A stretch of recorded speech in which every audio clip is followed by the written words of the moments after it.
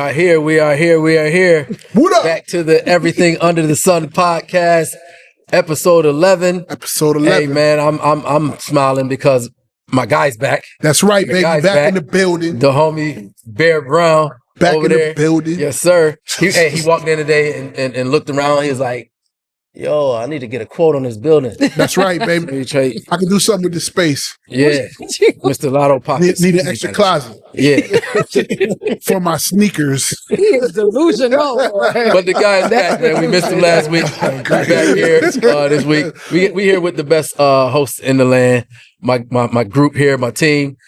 B. Gibson, looking very bloodish over there. Yeah, he very candy cane. What's that on your feet, bro? Oh, this is crazy. Never seen that shit. Yeah. Shout out to my guy Los down at Awake in New York. It's crazy. Yeah, them things crazy. Damn. Sheesh. Yeah, I think it's only like 7,500 of these made. That look like money. Nah, it just looks like connections. That look like that's what it looks like. Connections. Don't look like no money. It wasn't no extra money. It was extra. And of course, we got the lovely and talented Rocky B. Mm-hmm. Rocky B is here. Mm-hmm. She tried to give Bear a pastor hug, or what you call this? Yeah, I said I need a hug like a bear hug. That's a fact. I need a hug like a deacon. I almost called the authorities on him when he grabbed it. Listen, I'm Mo Jackson here. You know, having to lead this thing because Rocky just won't. Yes. Talk about the same shit every week until she take it over. But I want to start out with, of course, shouting out the homie Max Gordon and the Bar Bantam. We are here in the lovely Bar Bantam at 1 Chase Square, Rochester, New York. Clinton Square, sorry. Yeah, Clinton Square in the old Chase building, now called the Metropolitan Building. Bar Bantam, where you can come and have a good time at night and get some good eats and things like that. But again, shout out to the homie Max. Y'all gonna see Max on the show very, very soon. Before we get started, the homie kicked off another business, got his clothing line going. Let's shout it out. Tell us what it's about. Basically, we had came up with it like 3 years ago. Like we got a logo and all that, and then we had in a set of unfortunate circumstances that slowed it down. But now, man, we up and running. So yeah. So we had to drop last week, sold out. We got like 9 new styles coming out next week. So, you know, man, like the first one was really meant just practice and it worked. So, yeah. You know, man. Give us the background of the name. Yeah. Severe. Really, in the background, really was just, we were just thinking of something. It was like, yo, like it got to sound fly, like almost like foreign. And then when he said severe, I'm like, we just can't spell it the regular way. So I looked it up in the dictionary and I just chose the phonetic spelling of the word severe. That's where it came from. Like not no super like ain't no like, oh man, this was on the walls of the first pyramid. None of that shit. Just severe. Yeah. I get. I like the first one was sellout. Successful. Okay. Yeah. That's right. Anything B touch is gonna turn to gold. We already know that. We already know that. Shout out to the homie Dez. Dez, your partner, right? Yeah. Dez, shout out to Dez. Yes, sir. You already know. I got up. I was dressed in sweats today, right? But it's football season, so I felt like just throwing on some of this Bird Gang gear because we got somebody on this podcast that's a Cowboy fan.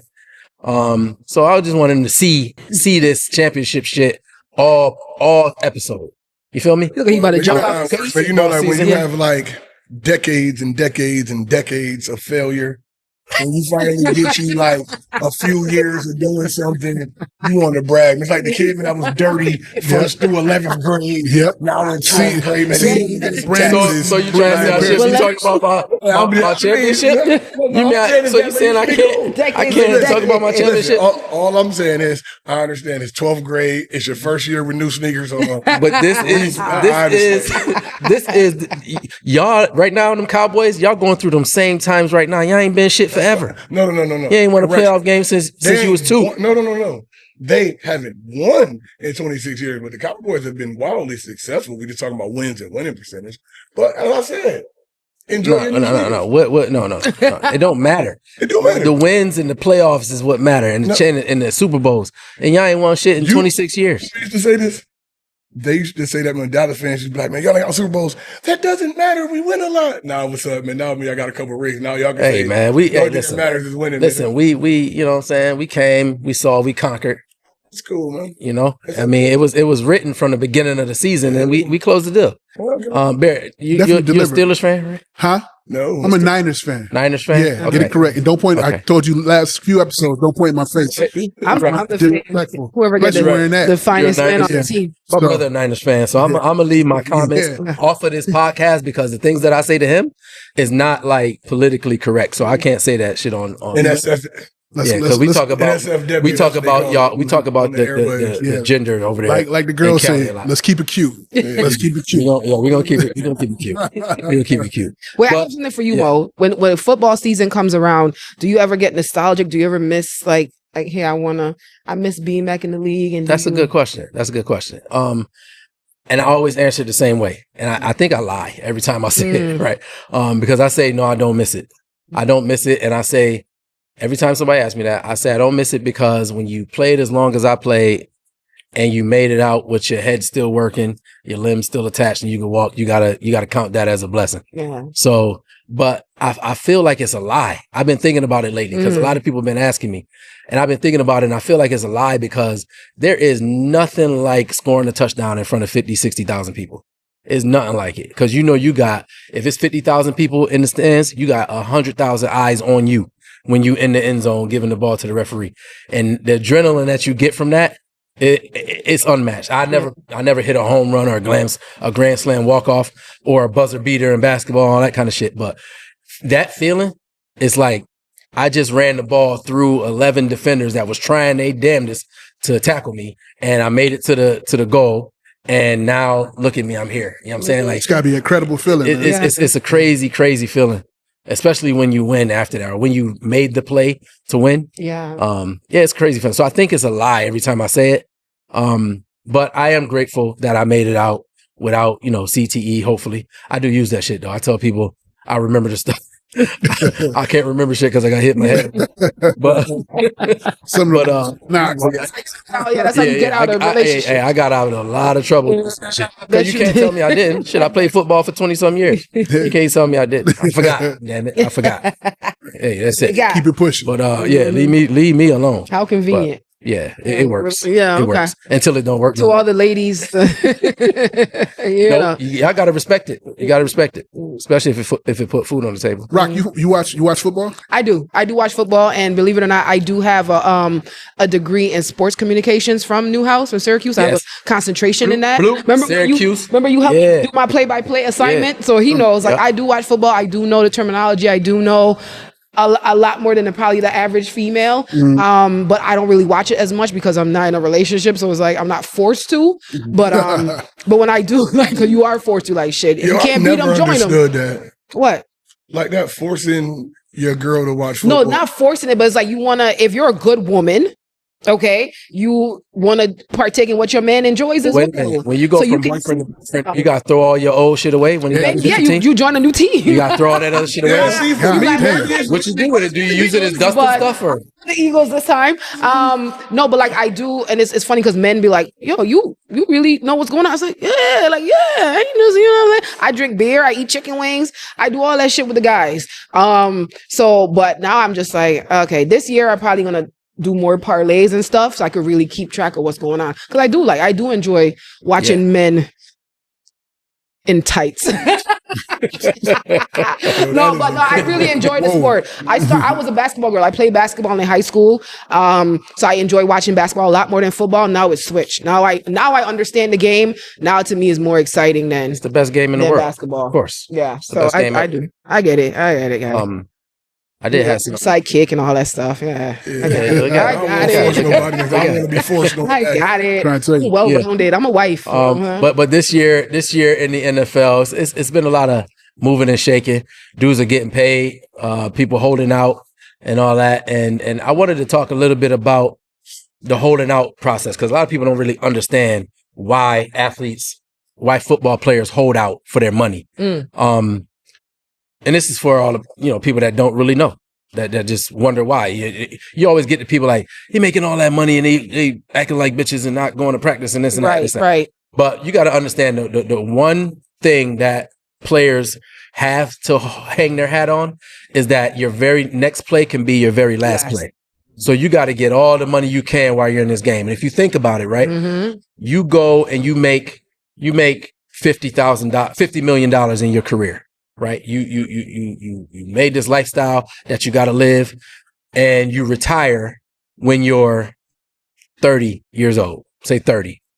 You got to have that money last you until you die for 50 more years. You know, at least, you know, hopefully everybody lives longer, but you gotta live off the money that you made in this game. Of course you can invest and open businesses and all that, but you really got to live for 50 more years off the money that you made here in that one time in your life. And not only live, you got to support the lifestyle. Yeah, that's what I mean. You got to support Lorenz the lifestyle. Tate, the actor Lorenz Tate, they asked him a question. They asked him how come he doesn't drive big fancy cars or got the multi-million-dollar house and he's been in the acting game for so long. He said, because when I'm not acting, I still have to pay the bills for maintenance on that multi-million-dollar home and those $1 million cars. He said, so I have to plan accordingly. Yeah, that's why you hear about a lot of athletes going broke, because they start that lifestyle, and then once the ball stop bouncing, or once the passes stop being caught, you still got to pay those bills. Exactly. And it's serious. And I can speak from personal experience.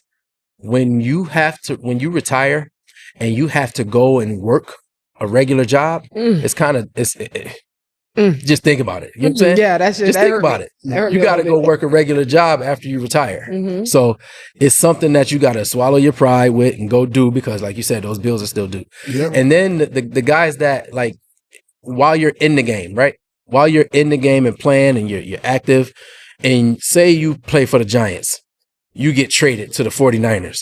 You got to pick up and move all the way across the country. You got to move your family all the way across the country. And then you got to be comfortable enough to go to practice and have a clear mind and play the game. So all the money that they make, it's definitely worth everything. That players are worth everything that they get. Oh, absolutely. In the NFL and in the NBA, all that kind of shit. But so that's the real, thing that people talk about and deal with when they holding out. They want their money. They want it now. A lot of positions are getting downplayed. Like the running back position, they get slaughtered. Like they are not making enough money for the amount of abuse that they take in the game. So shout out to everybody. Happy that everybody's getting their money and it's working out. And that's that. And it's to clear up my last thing about the NFL. People see me up here with my championship Eagles gear on, right?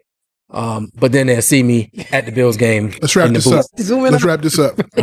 You want to hurry up with this? Don't take my time. They see me at the Bills games and all that kind of stuff. Yes, I'm rocking with the Bills because the Bills signed that check. You know what I'm saying? They paid me. They gave me my first shot. So I'm always gonna have some loyalty to the Bills. So go Bills, go Eagles, and that's it. I hope it's a Bills-Eagles Super Bowl this year. Done? We'll talk about football. Next sports topic. Wake up, man. Next football topic. Nah. But yeah, that's it's football season, man. All the fantasy football drafts about to start popping off. Yeah. We're gonna do one too. Oh, I do one. I want to join. We're gonna do one. We're gonna do like a pick 'em league. So every week we're gonna pick every single game. Yep. And see who comes out with the best record at the end of the year. With that. Women always win. They always win. Because I'm hitting up my boys like, yo, they don't know what the hell they doing. No, if we pit, watch. Beginners. It's gonna be like, it's not going to be beginners. That's what be happening. Women, their colors, man, is cuter than their colors. Exactly. No, there's women out here that actually do have like Super Bowl parties that are really into like sports, like more than men. Parties could y'all be into? It's gonna be a whole bunch of people choosing the Patriots because Stephon Diggs on there and he with Cardi. Yep. And that's all y'all gonna pick every goddamn week. But it's all good. Hang on a second. Segue. Cardi. Music. Speaking of Cardi. So I listened to the new song, Imaginary Players. Yeah. Right? Number one, say this, whatever camera we on. If you're going to slide on one of the most classic Jay-Z songs, you got to slide accordingly. Yeah. Not only did she not slide the way she should have slid, you could tell somebody wrote the rhyme for her because it sounded like she was struggling to get all the words out as she was rapping. Yeah. Cardi's top two, one of my favorite female MCs. First is Nicki Minaj. But yeah, if you're gonna redo a Jay-Z classic song, song. when Jay-Z was talking that shit, and you come on there like that, you gotta it's gotta be damn near. It seems that she didn't take her time. Yeah. I don't think she took her time. I think the idea behind it is never been done. So I mean, like, I get it. It's making the impact it needs to make. Right. But nah, that wasn't it. Nah, she got bars now, on there. Now you know Cardi, she's known for putting out some crazy shit. And honestly, I listened to it. The first part of the song was dope. I thought she should have just stopped after the second verse or whatever. So she was doing all right, and then it kind of got away from her. But let me ask you this. You know Jay-Z had to hear the song before. He had to clear it. He had to clear it. Mm-hmm. Do you think he cleared it because he knew it wasn't better than his original? Because a lot of people, when they redo a song, it comes out to be better. If this was 10 years ago, I would have said, yeah. But now Jay-Z is set. Jay-Z is so set. Yeah. Like Scarface said it when Shannon Sharp asked him if Jay-Z gonna make another album. And Scarface said, why? Right. What's the point? Right. He doesn't need to. Right. So I'm pretty sure with Cardi being who she is, and that the fact that, I'm pretty sure she cool with him and B and all that stuff. He like, rock out. It's going to be wonders for your career, and it's not going to take away from mine. Right. So rock out. But, I don't think he cares. Yeah. Yeah, I ain't gonna lie. Like, I don't think he cleared it because of relationships. Like, yo, we cool, go ahead. Exactly, rock out. But I really don't think, man, that's one of those tracks. Some things make you just leave alone. Yeah. Some things should be left alone. And man, like I posted, like, it's like he said something, like, that's the difference in between the 4.0 and the 4.6. Right. That's a whole fact. Like, there's a big difference. And she had some good bars on there. Yes. Like her lyrics wasn't. Yeah, she did. Weren't bad or like, you bad or any gotta of that. read it along with her rapping It's because you just can't understand The fact that I have to read it along with it rapping is a huge problem. And the thing is, you don't have to do that. Like, you can hear what she's saying, but when you just hear how he flows on the song, it's a difference. It's effortless. Like it's literally a part of the beat, a part of the song. You can tell she's trying. He's not even rapping on the song. He's talking shit. Yeah, he's talking shit effortlessly. It's like she's rapping her hardest. I don't talk but top peak part. Up the peak. Well, you can't see like what? They say I look like a compliment. Yeah. Like, it's just, you know what I'm saying? And it's not bad.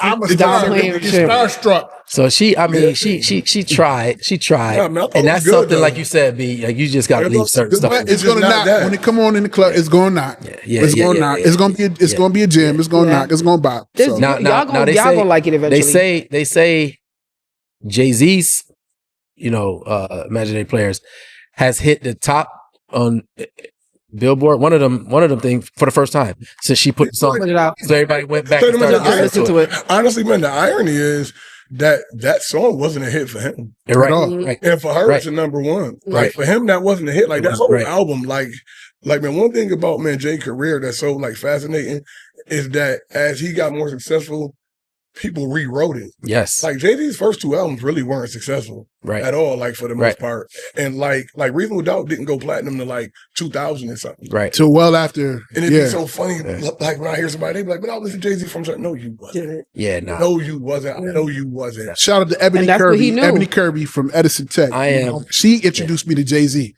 Yeah. I was a big B.I.G. fan through and through. Mm-hmm. And she introduced me to Jay-Z. I'm like, she introduced me to Jay. I think it was a song, Can I Get Open? Way back in the day. Right. And then I went to a Big Daddy Kane concert here, and he brought Jay out to spit a freestyle without music. I said, that cat is nice. I don't know who he is, but he's nice. And then it just went on from there. Yeah. And then when I heard the music, Wayne, man, he was like, yo, man, this dude Jay-Z album fire. I'm like, who is that? And like, when it came out, see, like, a lot of people don't even know this. Reasonable Doubt CD, man, didn't look like that, like with the top hat and all that. Right. It was a gold CD, man, with a little black gun on it. Yep. And it was on Freeze Records, I think. It didn't look like none of that. I'm like, yo, this shit's fire. But I ain't gonna lie, at the time, It Was Written was out, and that's what the Nas was out, Like, that's what we was fucking with. Yeah. Yep. So listen, everybody know I'm a big Jay fan. I think he's the best ever. I don't think anybody's gonna be able to stop him. It's like the Jordan effect. nobody's gonna surpass or top Jay. It's just the way he does it too. But if you're gonna touch anything that he did, you gotta come. You gotta come correct. You gotta take your time with it. You gotta come correct. I would love a remix with Nicki Minaj, though. I know they heard Jay beefing and all that stuff, but I would love to hear a remix with Nicki. But okay, let's talk about Nicki real quick. Okay, hold on. So as a female, right? So I'm definitely a Nicki Minaj fan because I'm a fan of just using words, metaphor. She's a lyricist, right? So I'm always gonna be a Nicki Minaj fan because her lyrics is she just got that down. Cardi B, like you said, sometimes it feels forced. What she is a fashion icon. She's developing into a fashion icon. Like, and I think she understands, like, I'm not the strongest lyrically, so I'm gonna tap into something else. And I feel like that's where she got that fashion game down, right? But Nicki's, I know you're probably gonna segue into this. Nicki's ego / I don't know, the hating I don't know what it is. I don't know if it's like a pay me my dues OG type mentality she has now, that where she just want to beef with everybody, or she's just trying to find issues. Like I think she's losing her mind. You think she's losing her mind? I really do. Wow. I really do. I mean, like I said, like I think it's a mix in between the two. Like I do think there may be something going on mentally, but I also think like it's a lot of people, man, that can't let it go. Like even if you call them the GOAT or the man, they just can't let it go in the sense of like, nah. They giving him too many props. Y'all got to remember me. And they all do it. Like, man, Jordan does it with his little shots at LeBron. And shots at Kobe. Man, Jay, man, to drop a freestyle every 3-4 years, throwing shots at whoever they believe is on the top at that point. And I just think for her, it's a mix of that conjoined with, it's got to be some type of other issue because it's certain beef she come up with, like, out of thin air. And I just think that it's certain shit there where she's just like, there's something. There is something that's not been bridging the A to the B anymore for her. It got to be. Working behind the scenes for so many years and seeing certain things happen. I remember when Nicki actually came here when Gucci came one time, and a lot of people didn't know who Nicki was. She was heavily into that Barbie, like real heavy into the Barbie thing, the pink hair, all that stuff like that. And she was pretty much a Lil' Kim clone. You know, at the time. And when you heard her rap, I was like, it was the real cartoony type. Even though I was like, okay, she can spit. It's kind of weird and to the left, but she could, I could tell it was skill there. Right. I think now, you know, with all the records, I think she's the highest selling female rapper ever and all this other stuff like that, the award, whatever. And I think now it comes to the point to where when you in it, I like we spoke about this on our earlier episode. I said you get the God complex when you get surrounded by so many people telling you that you're great and everything, and they greenlight everything you say and do. It gets to the point to where it almost seems like you're unhinged because those inner thoughts that you normally should keep to yourself, you speak out publicly, and no one's reining you in. Right? Because I've seen her go at it with people online who might make a comment and thinking Nicki might not see it, and Nicki attacks them. Nah, she'll go back and forth. Yeah, she'll go back and forth with you in a heartbeat. And I don't know. I don't know. Sometimes I sit back. I say, I wonder what's going on inside to make her feel like she's not enough. Like she's done enough. Like if there's one female artist singing, rapping, whatever, that can probably sit back and rest on her laurels and say, look, I've done it. I've reached the mountaintop. Like, and just chill. I would think it would be her. I would be shocked to see Mary J. Blige going back and forth with somebody, right? Or you Beyonce, know, or attacking everybody. Like, what's the point? We know you the queen of hip hop. So that's the thing at eras though, like because that's like, true for example, he wasn't ready to hand it down. Like, man, Mary J. grew up and came up in an era of where you got your props only from the people around you, like real people, real props that only exist there. The social media wasn't Nicki around is either. Very, very into the social media era. Yeah. So like now, so it's like her, like she depends on a lot of that.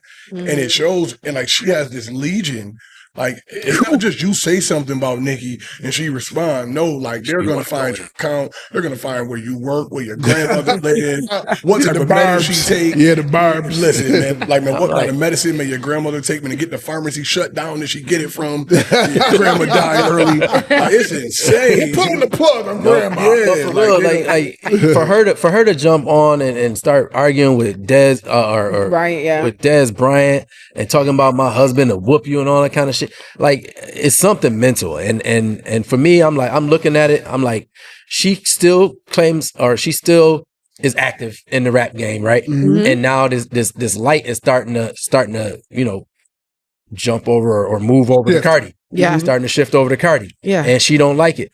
And she can't take it. That's what I'm getting from it. Like, so it's like it's tough. Cardi, I think it's anybody, because to be honest, like, Cardi ain't dropped the album in like 10 years. I know, but she's still. It's really just somebody. I think it's so much like I don't even want to say it's because due to any artist.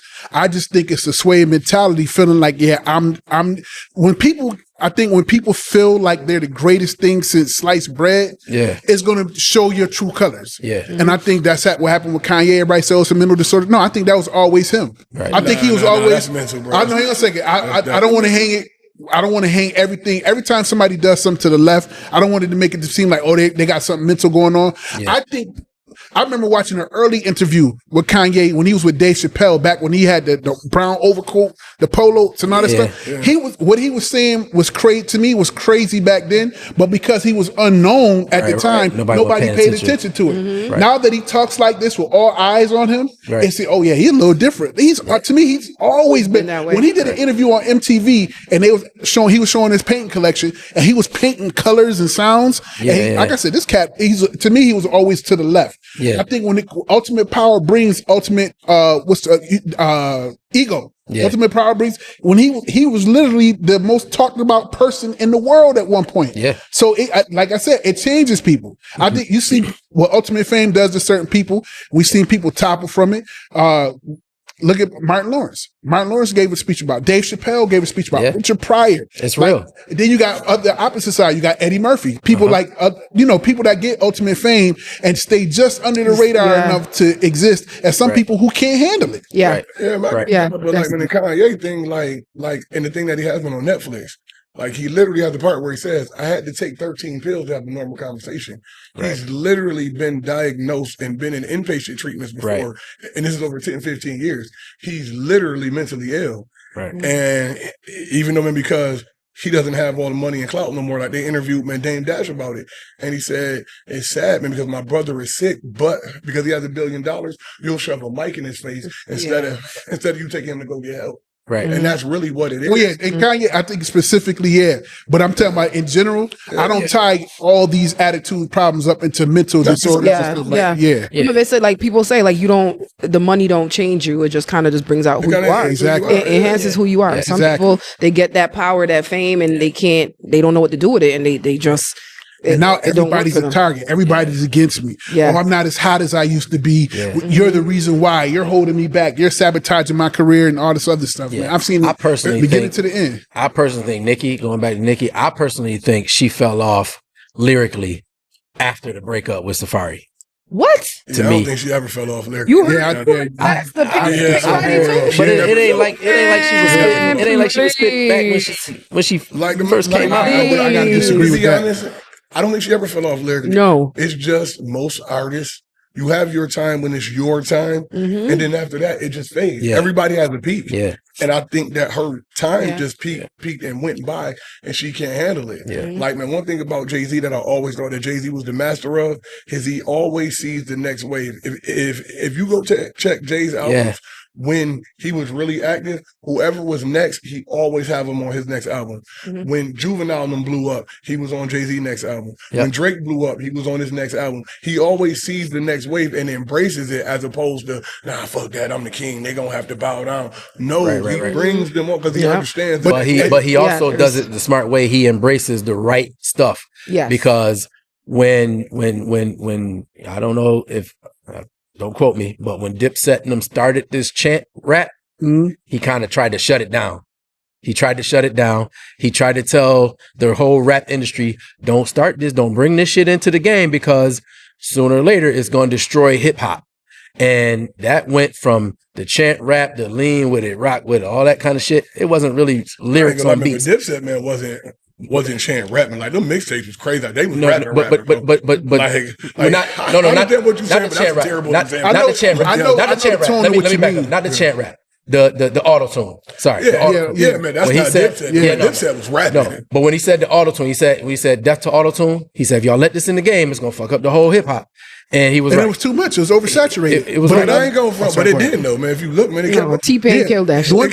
T-Pain, Migos, Drake, T-Pain killed that shit. T-Pain, yeah, but you can't let that kind of stuff into hip hop. He was saying, if you bring this in, look at Drake, a whole lot to Migos, Lil Wayne, like it kept going. Okay, but what he was like, I want hip hop to be, hip hop should stay lyrics on top of beats. Oh no, I agree with that. And another thing too that we glaze over a lot is that it's the definition of an artist and somebody who's who's truly talented. Yeah. For example, you take somebody like a Jay-Z or even a Nas. Nas is, I think, 50 or maybe just over 50, and probably dropped one of the most classic verses ever on that Raekwon song, Omerta. Omerta, if I'm mispronouncing it. He lost his goddamn mind on that track. And I said, to hear that, and I see it exists. Jay, every song Jay did for the last couple years, when the one he did with crazy, I forgot. God did and all that, and it's another one he did with Pusha T. Yeah, like the age didn't affect talent, the talent. And so with certain artists who are true to the game, they could come. They could. Their skills are timeless. Other people need that help. Like you need the writers, the producers to bring out the best. You need that coaching, need that session. Some people, they're just born with it. Like I'm not going with the wave. I am the wave. Exactly. When I do this, I direct it. And I think the Clips album is a perfect example of that. By far, it's not the best rap album I've ever heard, but it's the best rap album lately in their lane at the time to come out. And then right after that, you had, I think Raekwon dropped, Ghostface about to drop. Yeah. I think Nas about to do another album with all Premier produced beats, which was one of my dreams to begin with. Like, so true talent, true artistry will shine. But one thing I do want to say about female MCs, and I don't want to drag it out, there's a lot of female MCs in the game that don't get the shine that they deserve. And there's these girls can rap. I want to shout out this one female MC from Buffalo. She does a lot of work with I don't know if it works with Benny and Special. Shay Noor. Yeah. She tough. She can spit. He definitely can spit. I pray with the upstate wave that's going on. Yeah. Like I said in the prior episode, that upstate, every favorite MC mentioned in the top 5 that's current out, somebody from upstate is in that list. Right. I pray she gets the shine that she deserves. To be honest though, I never really rocked with the term and shine that they deserve for this reason. If you don't get the shine that you deserve, that means the people that like your music don't buy it. So it's really on your fans more than you. Because if you have enough fans, man, for you to be noticed, clearly, man, they're not buying the music. I agree with that to an extent, but in this day and age, I also do know that certain people can get pushes that other people don't, and the machine can work against you. I've seen artists, and I've seen artists who might have fire projects, but they're labeled as black sheep, hard to work with, and they won't get that push. They won't get that budget open. They won't get those video looks because of the relationships. They're contacting the DJs and the radio stations. Don't play this. If you want the 250 artists we got access to, don't play this. I've been in those conversations and I've seen it happen. So there's a lot of artists out there, especially with the female MCs. If they don't have that right look, if they ain't talking about sex, shaking ass, or fucking and all that stuff like that, they not getting the looks they want because now radio is swayed that way. That's why every now and then you'll get a Lauryn Hill in the field of Nicki Minaj's and Cardi B's, and then they'll stand out for the right reasons. But then you might lose your mind and go ape shit like Lauryn did. So I don't know. That one album that she didn't write down the songs on. I got a question. She didn't write none of. I had a quick question just to stay on the music topic. I know we got a real important topic we want to talk about with social media, but is Drake breaking the code? Is he tripping? With doing suing and all that? I ask everybody this whenever we talk about it. I'm like, what is he suing for? Does everybody know what he's suing for? Most people don't know what he's suing for. Yeah, do people? When people hear about and I'm not saying I agree with it, don't agree with it. I just think in order to have an honest opinion, we have to be informed. Right. Part of the lawsuit, not to get it, drag it out. Part of the lawsuit is about defamation, and basically, you got the entire world chanting that I'm a pedophile, that I mess with underage kids and this, that, and the third. The purpose of the lawsuit was, to me, ego-driven. It didn't take away from it's not going to take away from him touring. Drake doesn't have to drop another album the rest of his life, money and he'll make multi-millions of dollars. It ain't going to take away his impact to the culture. What he did was attack his manhood and his ego. You lost, to me, this is my opinion, he lost on the biggest and most public stage possible. And not only did he lose, it catapulted another MC into the front line of everything. Right. Yeah. It got to the point to where you couldn't talk about music unless you talked about Kendrick Lamar and Drake. Right. And the fact that Drake lost. I think Drake hung in there. Drake performed better, way better than I thought he would, because I always told people, I said, if Drake and Kendrick ever got into a battle, Drake wouldn't stand a chance. Well, he stood a chance. Like, he was in there, but Kendrick, I think, he got that bomb cerebrally, not even so much lyrical, in which I know he's a more lyrical MC than Drake. Cerebrally, he won that battle. Yes. He baited him and baited him. Yes. And to keep doing what he was doing, I'm going to set you up and then I'm going to just smash you. And it worked out DJ Mustard said, it worked out exactly how Kendrick wanted it to work. Yeah. He said, he kept going. He did the same thing he did with me. Oh, Kendrick, I'm shooting out these songs and you ain't responding. And then when I respond, I just straight annihilate you. Right. Annihilate you. I attacked your character. I attacked your manhood. Definitely. I got the world calling you a pedophile, calling you a bitch, saying that you shouldn't say the N-word, all this stuff. The 60 stuff. What is the 69 God? True or not? Was Kendrick wrong for it? Huh? Is Kendrick wrong for it? That goes in the battle. Exactly. That's what I said. Everything goes in the battle. That's what I said. The gloves are off. But when we mentioned talking about the lawsuit, though, I think it's me personally think it's a poor man's attempt at cashing in on losing the battle.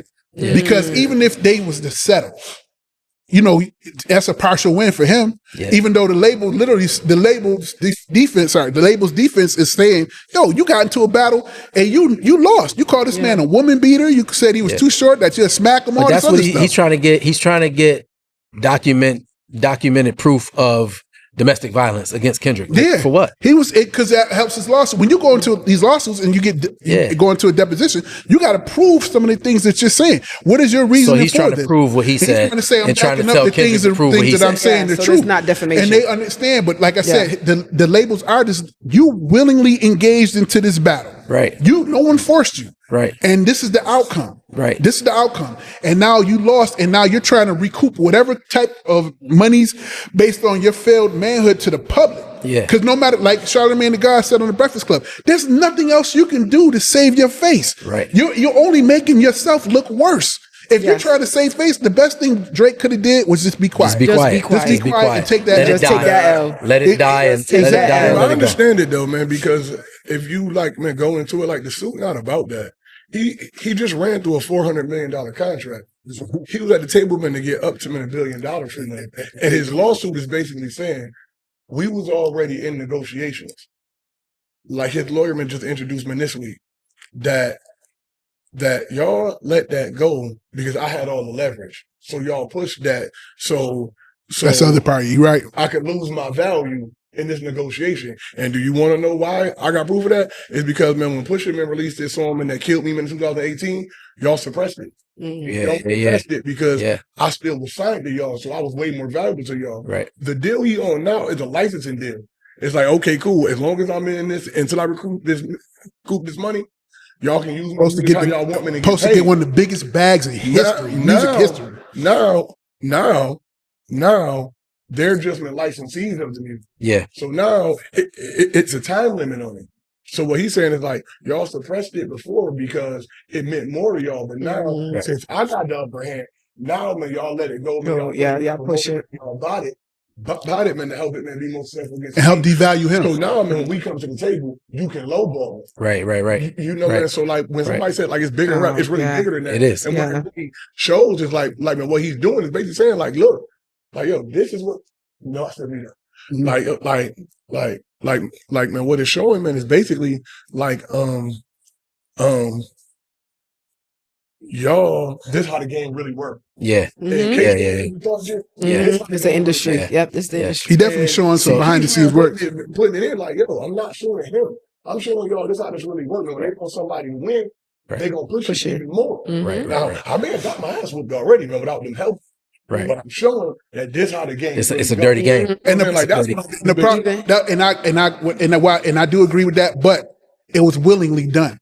Like all this was going on before the battle. Yeah. So when you jumped in the ring with that saber-toothed tiger who was foaming at the mouth, you took all chances, because had it went another way, we wouldn't be having this conversation. You wouldn't be suing the label. You jumped in the ring with that the gorilla that's supposed to fight the 100 men. You tried to fight it by himself.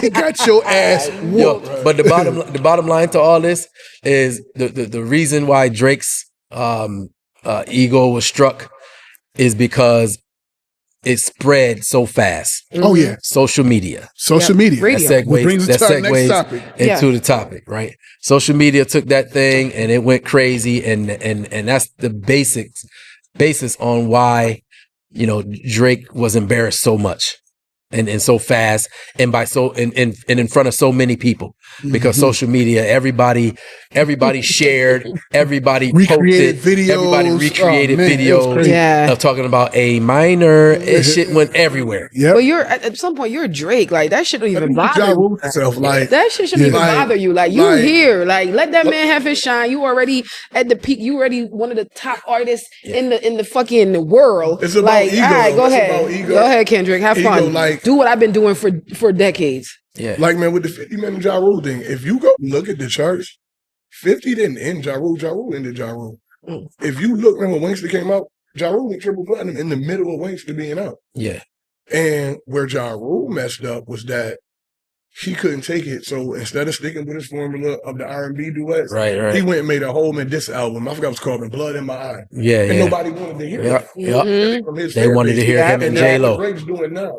Women and people from other cultures, they don't give a shit about that battle. They don't give a fuck. They don't spin that Drake regardless. He's still the number one streamed artist in the world. Right. Yes. What he should have did was let that go and go back to my formula. What he's doing now, he's making all these corny videos. What happened to the crew? I miss every song. What we gonna do? Every song is a speech about betrayal. He just had a vest on the other night that said, "I know what they did last summer." It's just like, bro, we fell in love. I fell in love with Drake with "Baby, You My Everything, You All I Ever Wanted." That's what the women is never gonna turn that off because Kendrick won the battle. When he walked out in the concert with the bullet holes smoking from his shirt, I said, "Come on, bro." Yeah. I seen that. I went there too. Like, still here, come on, bro. Like, very light skinned. Like, y'all gotta take that. Social media. To take it back to social media, the power of social media is still. It's like I said, it's hard. I struggle to fathom with it because now it's become a part of everyday life. If you don't have some kind of access to social media, you are truly living in whatever dark ages that you're in. Because you need it's everywhere. I remember I had a conversation with I was doing a show with Ghostface Killer and Raekwon. And Ghostface was at the time, Ghostface was super behind the times with social media. He's like, I don't get that computer shit, blah, blah, blah, cameras in my face and all this stuff like that.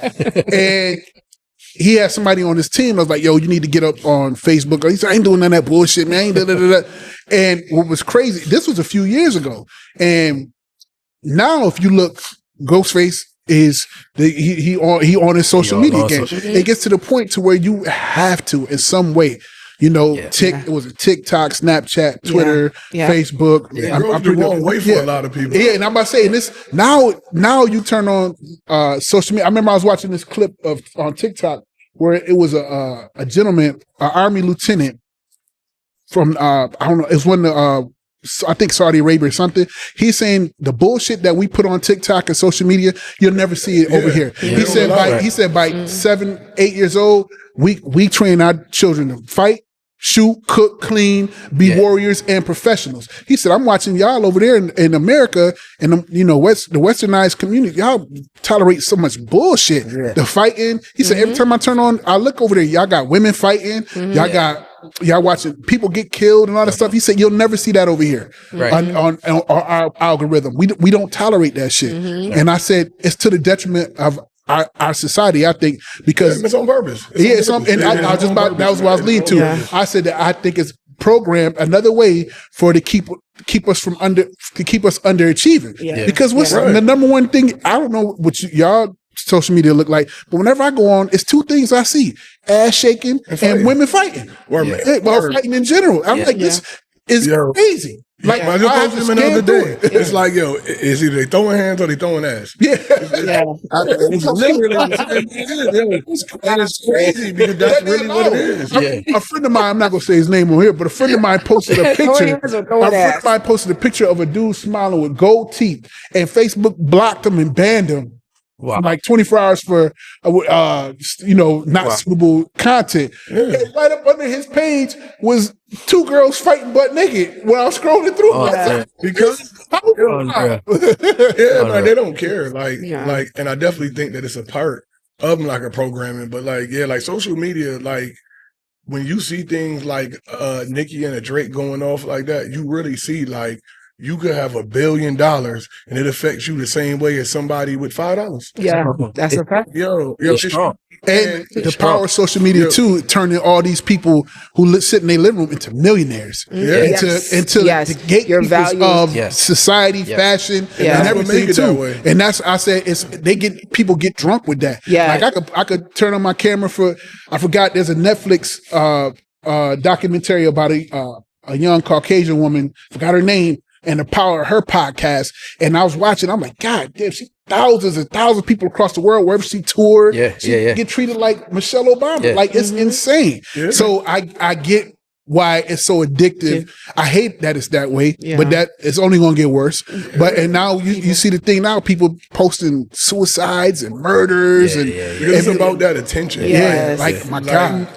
And it serves as more than just like Facebook or entertainment or getting a couple of dollars. Like for a lot of people, instead of going to a therapist, they're picking up their phone. Yeah. And no matter where you need to improve, I don't care what you've done, you do the biggest bullshit to somebody in the world, you can hop on social media and it'll be 15 memes, man, telling you, oh, nah, you good, it's them. Yeah, man, like everybody, man, talks about your reaction. Remember, they don't talk about, man, what they did. All that is an excuse for you not to have self-control. Right. Or accountability. Right. But 1,000 people going to like and share. Yeah, girl, you right. Fuck these people. Yep. Mm-hmm. Keep doing you. Think about that. Like a chick just left her kids in the car. In the middle of the street. In the alley off of Jefferson, in the car to go fight or twerk or whatever. And she made it sound like, you bitches don't know me. And it's people on the stat keying with her. Right. It's sad. It's sad. It really affects people on levels that I never thought it would. I'm not gonna lie though. I got two favorite social media things that occur. My first favorite is, Lord, I'm asking for forgiveness, is the ones where the big dog bullies get online and be like, yo, I ain't scared of none of these cats. Yo, y'all pull up and whoever talking to, they pull up right there. Yeah. That'd be vicious. I love that. That's wild. And the second one is when people come on making the most heartfelt stat possible, and then you keep scrolling down and a family member come expose some public business. Like, while you up here talking about your fit, Granny just got her toes cut off. Her diabetes out of control. You need to call us. Oh God. Yeah. It'd be crazy. And it's crazy that social media gives these people this complex, like things only happen. Like, I hate when people be like, yeah, man, I'm about to drag a bitch right now. She must don't know that you got 15 cousins. Man, do I need to pull up? Ain't nobody got cousins. On a serious note, right? The U.S. Surgeon General is kind of advocating to put a warning label on social media sites, where when you enter a social media site, it says warning could cause mental health harm, mental health issues for people, for young people. And do you think that's going to work? It's big that you say that, because a lot of mental health, and I noticed it from working in mental health for a large number of years, is that people think that mental health is something that you're born with. Mm-hmm. But then if you're of a certain age, think about all of the people you knew that you grew up with that were perfectly fine. And then later on, you're like, I mean, they bugged out or they smoke the woo. Like, that's my favorite one. Like, they smoke the no. Mental health can be activated, literally activated. Like, I've seen people one way today, and the next second they were never the same in their life. Yeah. And I say that to say, like, I think that in place of things like traumatic events or drugs or whatever, social media is activating a lot of mental health. Yeah. Like things that happen online, like people getting embarrassed online, that means so much to them. It will change the rest of their life. Yeah. But it also, and to counter that, it also is a place where it prevents a lot of tragedy as well. Like if you go on social media and you vent and you like, I've seen people stop suicide attempts because somebody went on social media live and said, I'm about to get myself. And then somebody ran in and like, you know, like go to his house. It also is a place for people to vent because you don't want some people don't have that core nucleus to vent to, right? And you go on social media and you get people that will help you become your therapist. Right then and there. How real is that? It works sometimes. I mean, it's not the norm. It's not like, some of them be crazy. Some of them be fun. If I'm about to check myself on the Life Hotel, I'm not about to post first. Right. That's what you're doing. Wait a second. Two things. 30 minutes. Some people they looking for help. Somebody they want that attention. Two things. They need that though. One of the most popular social media things that ever happened here. I don't know if y'all remember this, but it was huge. Was a young lady who was standing at the bus stop with her baby in a blizzard, and her baby was damn near covered in snow. I don't know if you guys remember this a few years ago, and somebody posted the picture clowning her and her child. And it got crazy. It was up. Crazy. It probably got shared 10, 15,000 times. And in turn, somebody from the watching bought her a van. Yeah. But I don't know the full story, but somebody bought her a vehicle. Like, yo, instead of us clowning her, let's help her. So like I said, that's a perfect example of the good and bad. Yeah. But one thing I will say to the mental health aspect of it, the platform for people seeking help like that and suicide attempts and everything like that, not to get too heavy into it, it changes based on whatever era we in. Yeah. So now that we're in the social media era, like sometimes, not all the times, a lot of people who are like they say, suicides are some of the most well-planned, thought out things that occur. I think social media has a heavy effect on it. And what showed that was COVID. When COVID hit, what was one of the highest number increase of suicide was high school kids, because now there's no high school dances, no high school football games. And some people train for their whole high school career to go to that, no proms and all that stuff. And then number of suicides increased, and they were going online. These kids were going online saying, yo, if I can't go to my prom this year and I can't play my senior year of football, I ain't got no scouts coming to me, I'm still be stuck in this town, blah. And suicide rates shot up. And younger people with the cyberbullying and everything like that, those increased too, because people was attacking people on social media.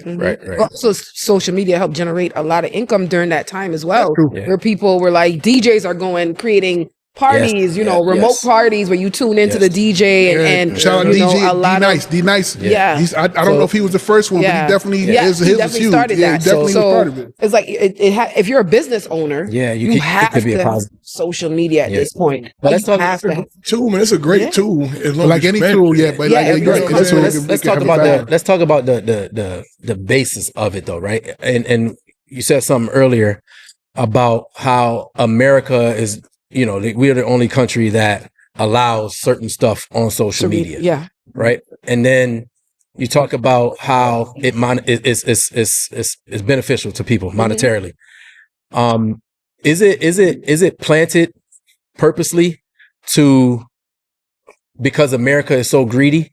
Because if you think about it, you take the word social media, right? And the media part, the media it's the media's job to get the story out first. You create social media so that everybody can put the story out first, or you can get it. You can get the story to people right in their pocket right away. Boom, it's done. Now you got the dudes that created the social media, Zuckerberg, all them dudes that's benefiting, financially like crazy. The dude is he probably the richest man in the world almost, right? So social media being what it is, and America being what it is, should we talk about regulating it? Like you said, the Surgeon General talked about. Should we talk about regulating it? And will America ever get to that point? Because we are America. Freedom of speech. We are America. Well, it is regulated. What's crazy enough, it is Zuckerberg stays on Capitol Hill. Being interviewed and interrogated about the access that Facebook and social media and everything else that it allows people. But not like the other countries. You talk about like how they just don't allow and that's stuff I say the flip side of that is what would we lose in order to gain authority, and what are we willing to give up? Because the way the internet works now. Like I said, the way the internet works, the government, everybody, you can shut all this shit down in a heartbeat if you wanted to. That's what I'm saying. TikTok should have been a prime example of that. Like, the money ain't right. Okay, take it. Boom. And everybody lost their goddamn mind. Remember when Facebook went down for half a day? Half a day. When Facebook went down. That's what I'm saying. And everybody, nobody knew what to do. But that's what I'm saying. Other countries do what's best for their people. America, we're not, like, for instance, America is the only country that allows Kraft macaroni and cheese to be sold here and eaten because of how bad it is for people. Absolutely. Other countries don't allow it. Like, they just like, nah, you're not selling it here. Our people are not consuming it. Other countries do what's best for their people. We do what's best for capitalism. We do what makes the most money. Like, ramen noodles should not be consumed by humans. Right. And a lot of that's a fact. It's a fact. You in this podcast can go to hell. Some of the other countries do that.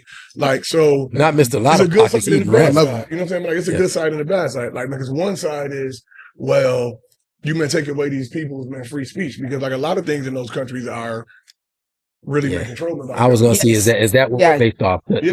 Our laws. Yes. So, and with the regulation, I don't think, you can regulate it, but there has to be, I think, some type of training. Like, I think in our curriculum in schools, there needs to be a social media class. Yes. To teach. I agree 100%. How meant to deal with things. Yes. How to deal with your feelings. Mental health classes. How to understand these things. Because a lot of these kids, like, they literally don't understand it. And with the cyberbullying, and they don't have a lot of social interaction. Like, instead of us sitting here like this, we'll sit right here and not say nothing to each other and then go get online and get in a group room and talk to each other. Yeah. And so, like, cyberbullying, this is just me. And this may be one of those, no, you can't say that. They need to bring back drilling. They need to bring back drilling and shame. I'm going to tell y'all why. Because drilling breeds character. Yeah. Getting drilled, snapping, breeds character. Like, people say, no, that's me. No. Yeah. It teaches you resilience. Yeah. In my day, you had to come with your edge. Drilling is, because some people, we call it drilling. Some people call it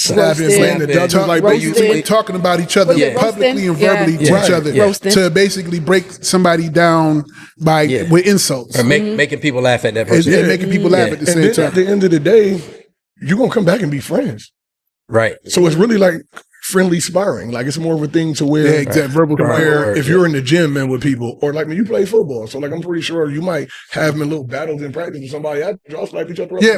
Like a lineman was slamming you on your neck, and you got up and said, "Yo, good game." You it wasn't that person. Personally, a lineman was never catching me, my guy, ever, never. Because I was a lineman. And when they do, if one of them get close enough to me, I'm just hitting the ground. I ain't dealing with none of that. But I believe like those things need to be brought back. So like, somebody says things like and drilling. That's called bullying now. And shame. And it's called bullying. You don't know, but it's true. It's 100%. Ass whoopings need to be brought back too. Out of love. Like, if you see not with these kids no more. And you call them fat, you should be able to tell them, like, yo, bro, you're too big. It's not about, willing to drilling war. It's the fact that issues from obesity kill us as black men more than AIDS gunshots put together. So you should be able to tell somebody. I would rather hear that than, hey, fat ass. You're like, whoa. See my therapist. Wait, Rock. You shook your head. No, the ass whoopings need to be brought back. Huh? Not. I'm saying, like, as far as like drilling and bullying and shit like that, that is never going to work again, because people are with this social media world, right? Everything is being recorded. So you can't be recorded getting drilled without retaliating, right? Because you're being looked at. Everything is being Notice what you filmed. said, though. Drill back. Yeah, but if you know how to drill back, you want to fight. I'm about to say, a lot of people, I don't even, I'm going to be honest with you. I don't even have a problem with that. Like, even, let's take it a little step further than drilling. I would even prefer that to the alternative, where kids, got into scraps. Like I tell people all the time when we do security in clubs and two people had a mutual disagreement and we would tell them at the end, I said at the end of the club, at the end of the night, if y'all want to scrap, we're going to let y'all scrap. The winner getting banned from the club, the loser going to hospital. But it got everything out. You know, it got everything out, especially even if there was coworkers, anything, just, you know, let's not take it to the alternative with, you know, the guns and knives and all that stuff like that, or people getting jumped and stuff. Find out you was running a fight club. No, I'm just saying, like, I'm saying at the time, you know, you got it stayed there. It started there and stayed there. Right. You know, now kids, the way things are now, man, like, I guess there was a video clip of this young dude disrespecting some older people in line waiting for a flight. Yeah. And nobody was saying that. So this older gentleman stepped in like, yo, you need to watch your mouth and, you know, or I'm going to make us all miss this flight by whooping your ass. You know, like you're doing too much. And he was just flying off at the mouth, and he said, you keep like a lot of these younger kids now feel uncheckable. Yeah. Because the system and everything the way it's set up is like whoever retaliates first the hardest and records it is the winner. And there's no, like I said, nobody does gut checks anymore. A lot of these parents don't do gut checks anymore, or older adults. Because back in our day, we had OGs that would check us. Right. We don't, you know? I'm gonna be honest, we don't have OGs now. Yeah, we don't. We have niggas that had a lot of birthdays. Instead of like I remember that's crazy. He right. When I was young, it might be, man, two people, man, at the park, man, they be getting ready to fight two kids. The older dude come say, y'all man knock that off, man, y'all gonna have to fight me. Yeah. Naturally, man, they don't stop. Yeah. Now they see a fight, these niggas. Y'all wait. Don't put my phone on.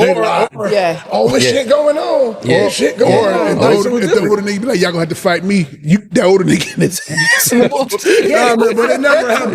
Like that. Like the dad that was at the high school not too long ago. Fucking with the young kids. I mean, we can argue about it, man, back and forth, man. One thing can't be argued. When we grew up in the drilling era, not one school got shot at. That's a fact. That shit was unheard of. That shit was unheard of. Yeah. Because the thing was, you had them in the perseverance because 9 times out of 10, the person drilling you was your friend. Yeah. You know what I'm saying? Was your friend or something? Y'all talking and the bullets existed back then too. Yeah, I know for a fact that made me tougher mentally. Because I grew up I went to John Marshall High School. All we did was drill, and at the Boys and Girls Club. Shout out to 500 Genesee Street. We met up at the club, drilled, played basketball, and as we getting dressed to leave, we drilling. Yeah, man. And you know, you got the guys that's considered the best drillers. Yep. You try to not look them in the eyes because they start drilling you. They ready. Right? They fired. What you laughing at? And then you better not look like you got a watery eye, because if they see that, that's like blood in the water. Man, so it definitely make you tougher. And today.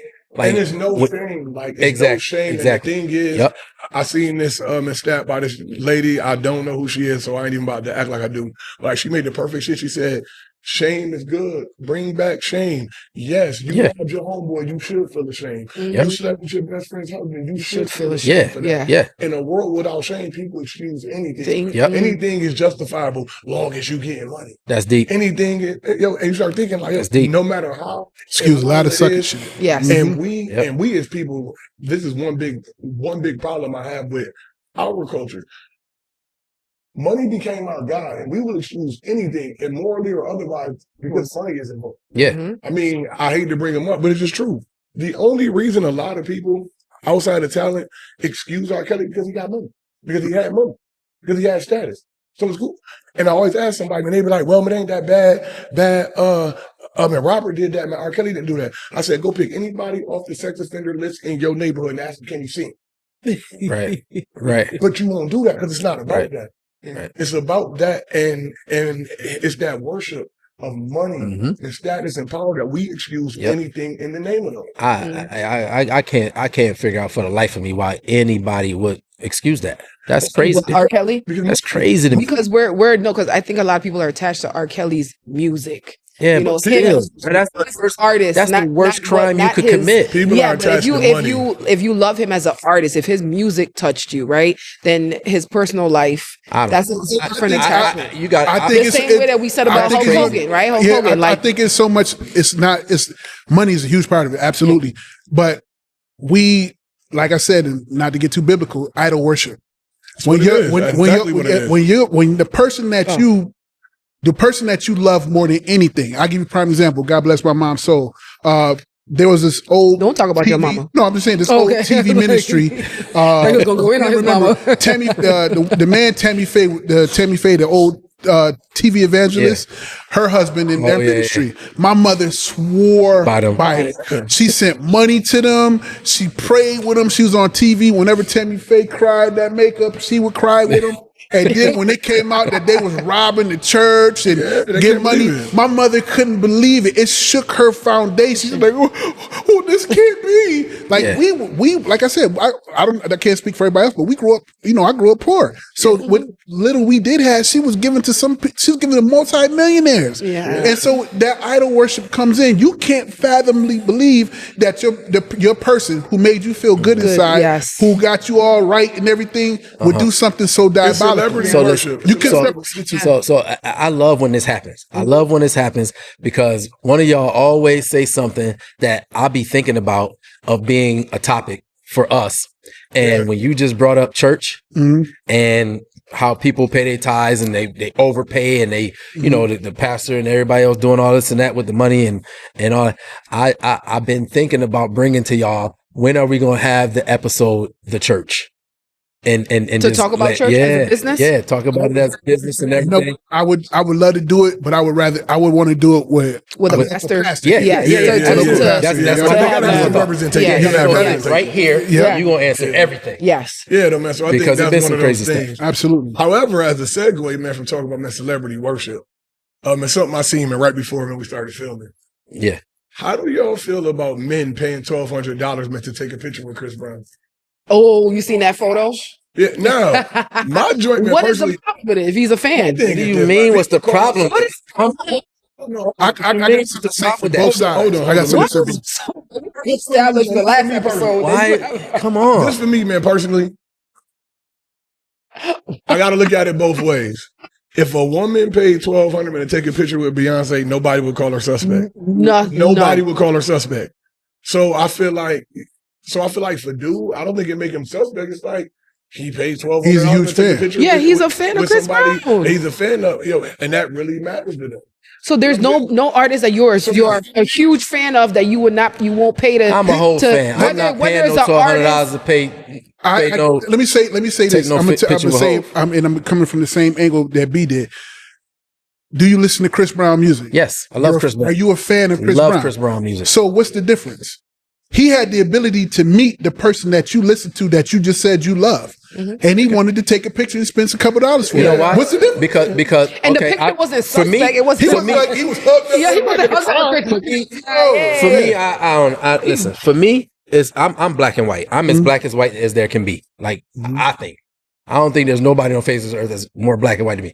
I could take that $1,200 and give it to one of my siblings, give it to one of my relatives, and they could do something that's far worth far more than this picture that I got with Chris Brown. Wait, but hold on, hold on, bro. But the thing is, though, none of your siblings is Chris Brown. No. So the point. Hold on, no. What I'm saying is, all you gonna do is put that shit on your stand. Worth is the value that somebody places on. Yeah, so exactly. To him, that should be worth it. That was worth it. This cat he might emulate in dancing. He might try to dance like him. Sing. I ain't gonna say singing songs. Chris Brown is.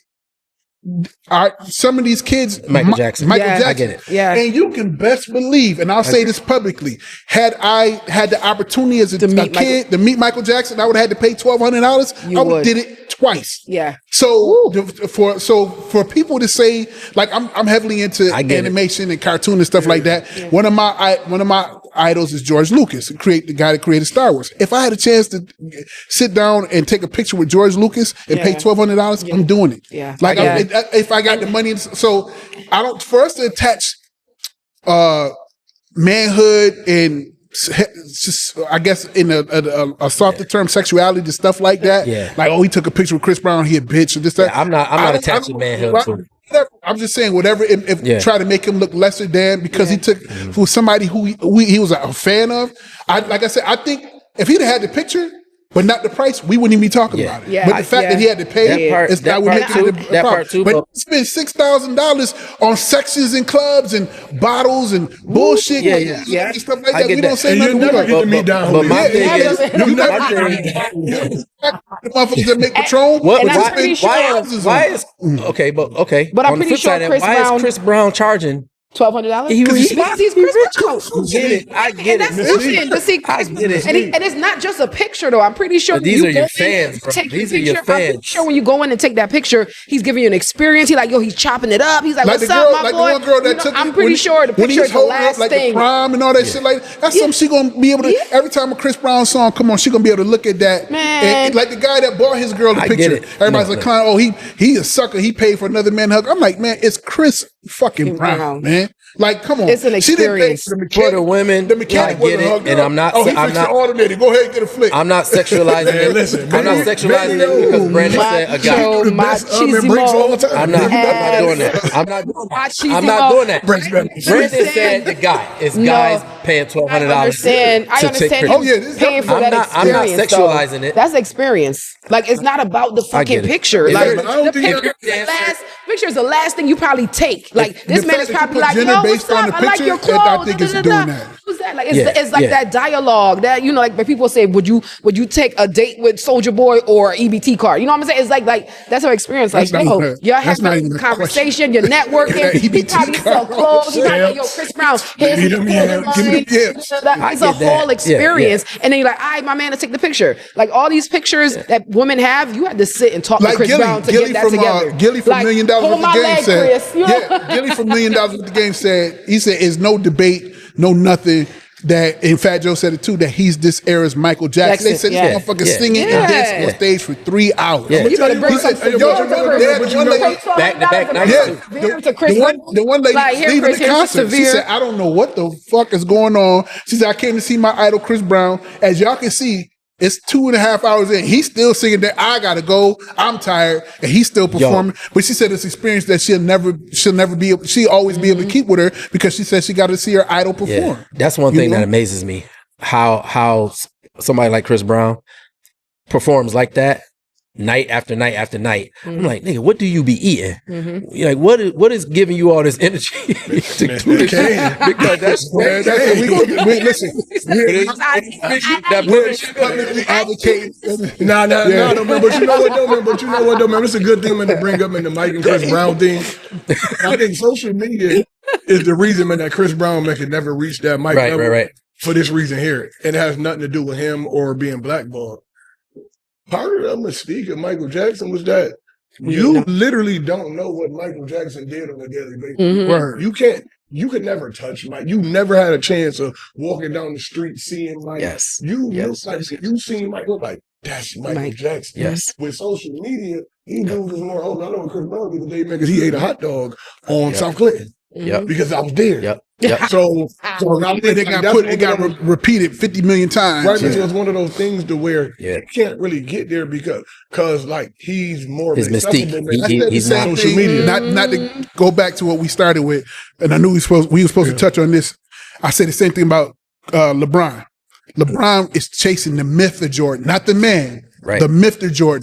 That even if you didn't watch basketball, you didn't see the things that Jordan did. Right. But you heard about it from everybody around you that was in the sports. So that myth built. We get to see LeBron play with his kids. We get to see LeBron do raps, work out, all kinds of stuff. But that generates more fans. Yeah, but no, we're not talking about. But it kills his chance of exclusivity because exclusivity. Yeah. It's in the 48 laws of power. The more you appear, the more common you appear. Yeah. Exactly. Basically, it means that if you show up every day to every party, everywhere, there's no mystique about you. Exactly. I can count on Rocky right here. Okay, and I understand that. That's why I kind of took a step back from being out partying as much as I used to if it's not business involved. And that's why I remember back in the day a while ago when Michael Jackson did that whole, I think it was 60 Minutes thing where he went into that antique store and was buying everything. Yeah. Remember he did that? Yeah, I remember that. He spent $25 million in 12 minutes. Yeah, that was crazy because $25 million in 12 minutes. He just said, I want that, and I want that, and I want that. And the guy was tallying up. He said, how much is that? That's 7 million. Yeah. That's 8 million. That's 11. I said, God. So two things to that. I think Mike did that to show people that he wasn't broke, because that's around the time he was saying he didn't have money. And it was so shocking because people never saw Mike like that. Never see Mike go in the store. Tree. Yeah. When the guys said, "Why are you in a tree?" I love trees. Everybody should climb trees. So we was either like, don't you climb trees? That was Michael Jackson in the tree, or so the mystique. Like, that's a crazy motherfucker. So Mike was like playing with the mystique. Exactly. He was like, "You never see me like this, but here I go, boom," and then I'm gonna pull it back. like when the thing he did, in New Jersey, man, I think he did. Who's that? They closed a grocery store in New Jersey. Yeah. And then he had the people that worked there dress up like regular people so it could seem like he actually could go to the grocery store and grocery shop. Who's that? I'm sorry. Michael Jackson? Michael Jackson did that. Mm-hmm. Yeah. So that shows you like the downfall of fame. Yeah. Mm-hmm. So like if Michael Jackson was on social media, maybe he'd have been able to go to the grocery store. Who knows? Mm-hmm. Yeah. And that's a good point. That is a good point. It is a good point. And like I think eras mean something. So like the segue back into the sports thing, like this is something else I want to bring up that's totally off. You know what I'm saying? With sports. You always see like the comparisons. They'll say, well, man, LeBron couldn't dominate Jordan era. Man, Jordan era was harder. I actually think that the LeBron and Steph Curry and Kevin Durant era is harder. I'm gonna tell you why. Because in Jordan's era, there was no time for a prime player to switch teams and change the league. Prime example, the Cavs won in 2016. Kevin Durant went to the Warriors the next year. There was no way you could do that back in Jordan time because if you were a star, you took the big contract and you locked in. Right? Mm-hmm. Scottie Pippen was under the same contract from 1991 to 1998. That's literally every year they won the chip. Mm-hmm. And he couldn't leave. Right. Whereas now, these days, they don't sign 7-year deals. Nope. They sign 4-year deals with a 2-year opt-out. Mm-hmm. Yeah. So I think it's harder to where if you can have a situation to where you can switch teams and change the league as opposed to, I know that if I get the best team right now, I know y'all can't do nothing about it because y'all can't change teams for 7 years. That's 100% fact. 100% fact. Now, my thing with this whole Jordan LeBron thing, I feel like this era, the LeBron, Kevin Durant, Steph Curry era was a lot harder because players are more developed. Mm-hmm. There's a whole lot like today's basketball game. Every team got 5 players that can really play. Mm-hmm. When Jordan played, go back and look. I say this every time I argue this argument. Go back and look at the teams Jordan played against. He played against teams that had 2 or 3 good players. The other 2 players on the floor would never step on the court today. Would never make an NBA team today. I mean, it's a lot of bums. I say hold on. Let me land my point. Let me land my point. So So Jordan played against players that, for one, he was a god. He was a god. He was athletically, he was far more superior than everybody. Mm-hmm. Not taking that away from him, no matter what. But when you talk about the teams that he played against, the team that he was on, he was always the favorite in every single one of his championships, except for the first one. Against the Lakers, I think. Mm-hmm. And then you talk about the players that are playing against LeBron. Those are products of of everybody wanting to be like Mike. So everybody got in the lab because they wanted to be like Mike. And now LeBron got to play against all them dudes. I'm going to tell you. So Mike's going to tell you that is really Mike hurting. I'm going to tell you the unfair comparison why we should never compare eras. I'm going to say this. Now, there's scientific reasons why you can and you can't. I'm going to tell you why we shouldn't. At every level of sport, at that time, there's the top of the top. Mm-hmm. Now, the top of the top during, like, let's take the 86 Bulls, 86, 87 Bulls. The top of the top to play with Jordan, you got to remember something. When I'm drafting my team, right,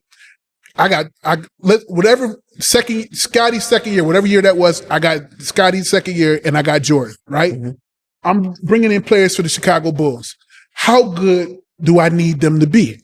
For example, the people that they would pick then, you would never, like you said, they would never make the league now. Exactly. But I got 2 players who are going to hit for damn near 100 every game. Right. So how good do they need to be? So I don't have to spend those draft picks and those millions to get them on the team. Right. So I say, and that's just part one. The second part is every 10 years, there's a generational development athletically and professionally. Look at Jesse Owens. Yes. Jesse Owens, who ran the Olympics against the Nazis, his fastest time would have been last. High schoolers are breaking that now. Would have been last. That's what I'm saying. So we can argue stats because I think it was 88 or 89. Jordan's individual year is still probably the best individual basketball year I've ever seen in my life. Right. But we could go here for that. I think LeBron is a phenom, a genetic freak that you will never see in our lifetimes again.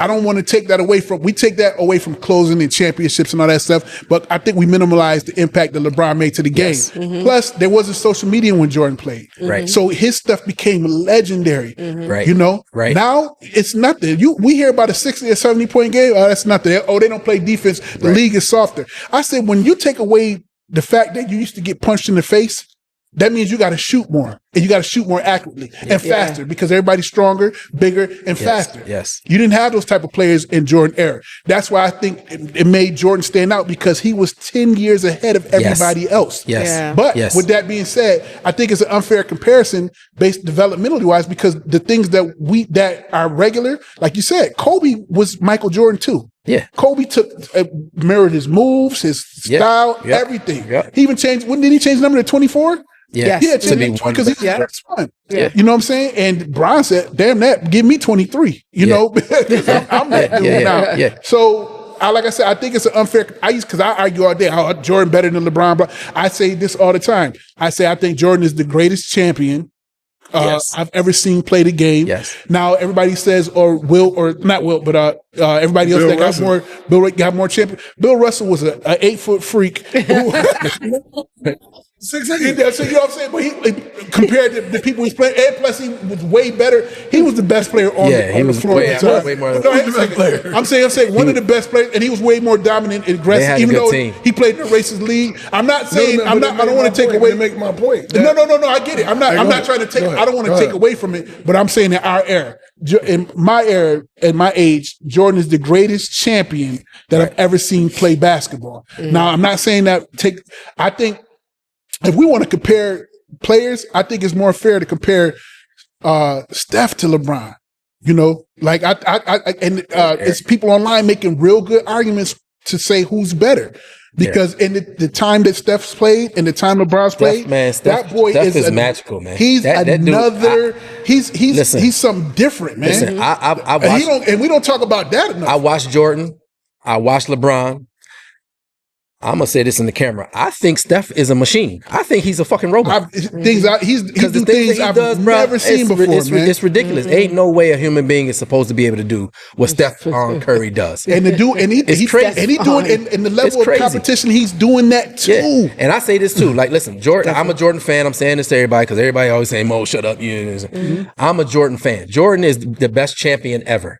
I think Jordan's the best champion ever. I think Kobe is the best scorer ever, and I think LeBron is the best all-around basketball player ever. That's my. I don't agree with Kobe. I don't agree with Kobe. That's my take. But everything else I agree with. So, but I think I bring this up too. I think Steph Curry had a bigger impact on the game than Jordan did. I mean, he moved the ball from outside in to from inside out to outside. Skill set. I guess we can argue the skill set. No, I'm saying impact on the game. When you mean impact on the actual fundamental game of basketball? No, impact on the way the game is played today. Everybody's shooting threes. Oh, okay. That's a good argument. I mean, I think he made a bigger impact on the game than Michael Jordan did because right now, if you trying to make it to the league and you can't shoot a three, I don't give a damn if you're a center to a point guard. Social media did that. Social media did that. That's because of social media. Shoot the three, you're not going to make it. Oh, absolutely not. You know what I'm saying? I can swing with that. Okay, so I want to, as a female, I want to chime in here. Okay, I want to talk about Anthony Edwards, right? Because a lot of people are saying he's the next big woman. No. I mean, his case. His case. But they're saying that he's the next big thing. Like he's the next LeBron. I mean, Jordan. He got a long way to go. A lot of that with him is that the fact that we don't have any American new stars coming. And I think that's where, like, when somebody said that Steph changed the game, it's actually changed, man, for the detriment of the game. Yeah. I mean, because if you list the top 10 players, you probably got to get to number 7 or 8, man, before you even name an American. Yeah. You know what I'm saying? That's true. And And so like they have to grasp that straws to create a new American superstar, and they don't have one because you're just shooting threes. And these people from overseas, they got everything. Luka was 14 playing in the pros overseas, right? So they have a different game. Gaming that we have now. So I think, man, that it really changed, man, for the detriment. I think the game now is all flash, no substance. Just being honest. Because I think it's all flash and no substance. Because a lot of these guys have disability but can't play. Yeah. Like now, guys with ability wise from Jordan era, man, might not be able to get on the floor, but a lot of guys from men today, man, will go back then and couldn't get on the floor because they don't have basic skill. Yeah. They got a lot of athletics. That's a fact. Yeah. And no defense. Yeah. But look at it though. Like today, like you said, all flash, no substance. But the teams that are winning have chemistry. The teams that win the championship, they have good chemistry. They got good players. They good role players. That's my team too. Celtics my team too. We had chemistry. And they shoot a lot of threes. Who won this year? Who won? Yeah, Oklahoma City. Shoot a lot of threes. OKC won this year. They had chemistry. They don't shoot a lot of threes, though. They don't shoot a lot of threes, but the chemistry crazy. The coach did his job. Our coach did his job. So I ain't gonna lie, man. They got a gift. I think OKC got a gift by facing Indiana. Yeah. For example, I ain't gonna lie. For sure. If they would have played Boston, they'd have lost. Yeah, I think so. If they'd have played I think so. They probably would have lost. I think so. I don't know about the Knicks. Knicks made it way further than I thought. I counted them out. They made it further than I thought. Max players. Why would you not expect that? Listen. They. I mean, Sports historic. Yeah. So with Anthony Edwards, to me, it's going to be all on him and how he approaches that role of being that next guy. He has the physical ability. It's going to be on him, but I think it's even further than that. I don't even know if anybody can do that these days because of how the game is played. Because you can leave Minnesota. You can to be honest. Yeah. You can beat. I know it sounds crazy. I was about to say that. What you think about this, B? You can beat Anthony Edwards. You could beat Michael Jordan today, but if your team can't shoot threes, you're going to lose. But the thing is, I just think I just think the thing with him is that like the way, especially the way the new CBA set up, man, for contracts. Yeah. If you're not a franchise that has all of that kind of money, man, to pay those taxes, you're not going to be able to put teams around players. That's why he probably need to go to a New York or a LA or a Chicago. He got to go to a bigger that money. And you got to talk about how the game is played. Like he got to go to a bigger market. So, because right now in Minnesota, I watched the game and I'm like, it's over for them. I saw it after game one. I said, it's over for them because he's standing at the top of the key, dribbling the ball, and everybody's looking at him. The whole defense is looking at him. You ain't getting through none of that and scoring the ball regularly. He shoot threes, but shit, his team don't. Yeah, they do, but they wasn't hitting it. Not successfully. It's same thing happened to us. Same thing happened to Boston. We wasn't making it. But that's that. The last thing I wanna bring up real quick, and it's sports related. God, hey, y'all ain't. I need. We had to have sports for the sports shit. I gotta.